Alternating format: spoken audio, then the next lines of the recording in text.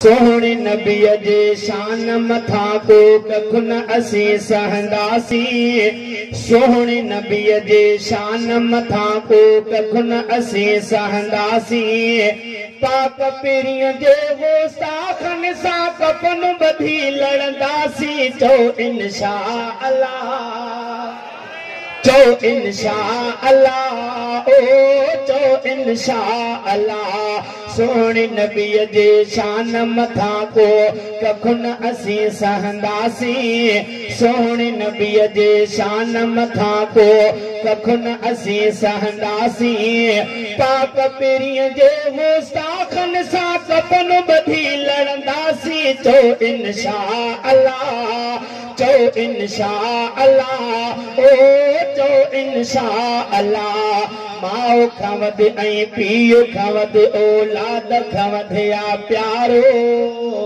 नारे तकबीर, शान मोहम्मद मुस्तफा, शान खत्म नबूवत। माओ खां वध ऐं पीउ खां वध औलाद खां वध या प्यारो। माल खां वध या प्यारो, प्यारो साह खां वध सुहारो। माओ खां वध ऐं पीउ खां वध औलाद खां वध या प्यारो। माल खां वध या प्यारो, प्यारो साह खां वध सुहारो। जंहिंजे करे ही जहान जुड़ियो आहे उन जे मथां मरंदासी।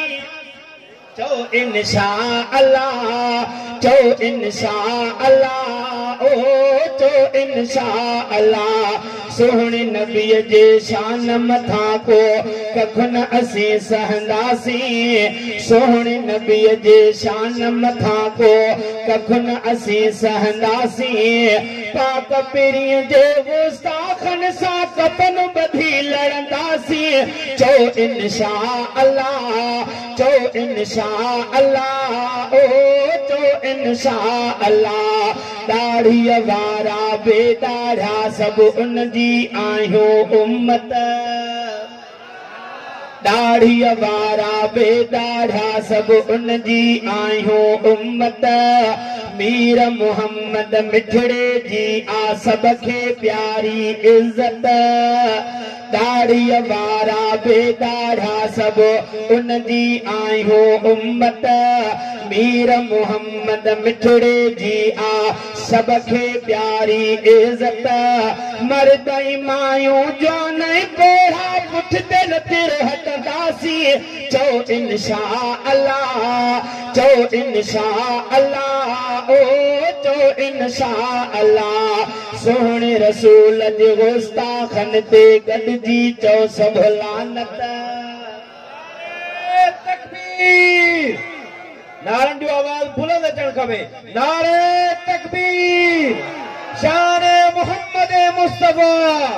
कादियानिन ते सबको लानत, कादियानिन ते, कादियान जे हामिन ते।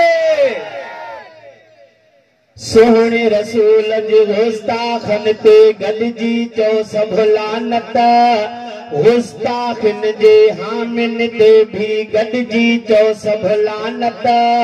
सोहणे रसूल जे गुस्ताखन ते गॾिजी चो सभु लानत। गुस्ताखन जे हामिन ते भी गॾिजी चो सभु लानत।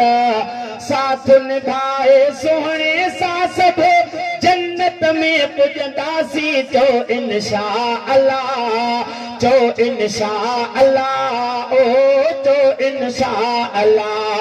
सोहणे नबीअ जे शान मथा को कख न असी सहंदासी। सोहणे नबीअ जे शान मथा को कख न असी सहंदासी। पाक पीरीअ जे गुस्ताखन सां कफन बधी लड़ंदासी। चो इंशा अल्लाह, चो इंशा अल्लाह, चो इंशा अल्लाह, ओ चो इंशा अल्लाह।